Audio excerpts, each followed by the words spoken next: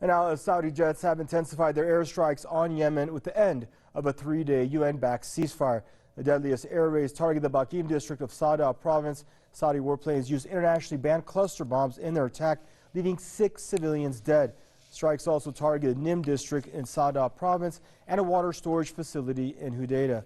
The Yemeni army and allied forces have launched attacks on Saudi bases in retaliation for Riyadh's onslaught. Ansarallah also targeted Najran province with 2 ballistic missiles. Meanwhile, the UN envoy for Yemen is in the capital Sana'a to push for a new ceasefire.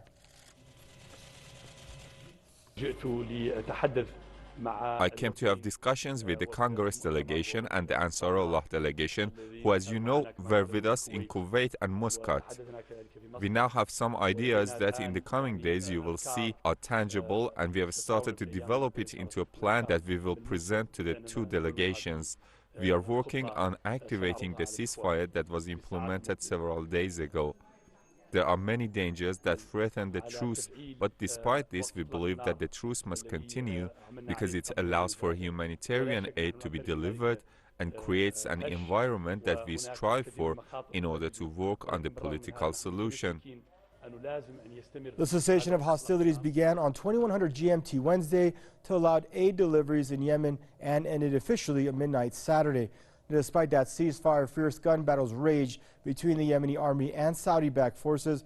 Riyadh has continued its airstrikes throughout Yemen. Saudi aggression began in Yemen back in March of 2015, and to date it's left well over 10,000 people dead, mostly Yemeni civilians. And now we're joined by Mr. Mark Glenn of the Crescent and Cross Solidarity Movement, joining us out of the state of Idaho in the States.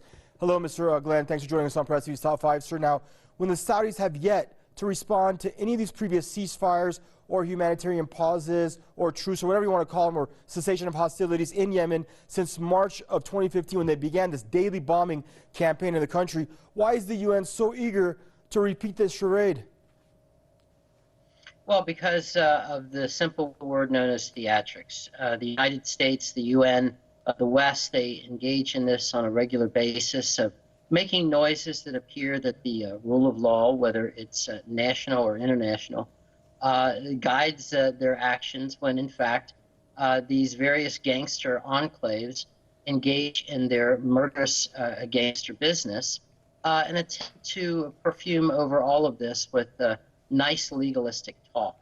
I think it's important to keep in mind that in the past, and especially in the recent past, when a country has run afoul of some policy that the West, and principally the United States and Israel, that they have charted for themselves, such as when Saddam Hussein's Iraq invaded Kuwait back in the early 1990s, the UN went into action very quickly. And before the ink had even gone dry on these various resolutions, massive numbers of Western soldiers and military material was being moved across the border, and military action was taking place. Same thing with regards to what happened in Kosovo. And so it really shows it could be 10,000 civilians who've been killed in Yemen. It could be 100,000. It could be 1 million. It doesn't matter, because the UN, basically as a functionary of the West and principally of the United States and Israel, they're just going to sit there and they're going to make noises while innocent people are slaughtered. And in the meantime, as I said, they're going to try to perfume over this with nice-sounding legalistic language. Right. I mean, is there any doubt that the Saudi campaign has been just one long war crime?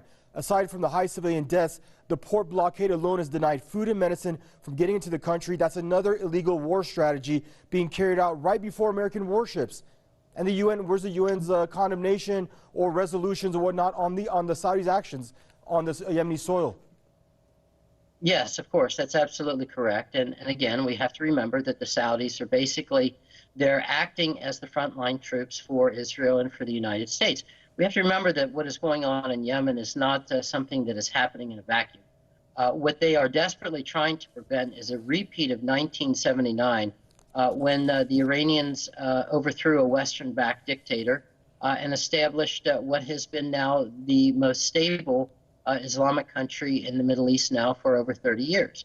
And these forces are desperate to make sure that this does not repeat itself in Yemen or anywhere else in the Middle East, because the day that this true Islamic Spring takes place in the Middle East, you will see the end of Israel, you will see the end of Western and American hegemony in the region, and you will see true independence and freedom for the people in that part of the world who have desperately deserved and needed it for so long.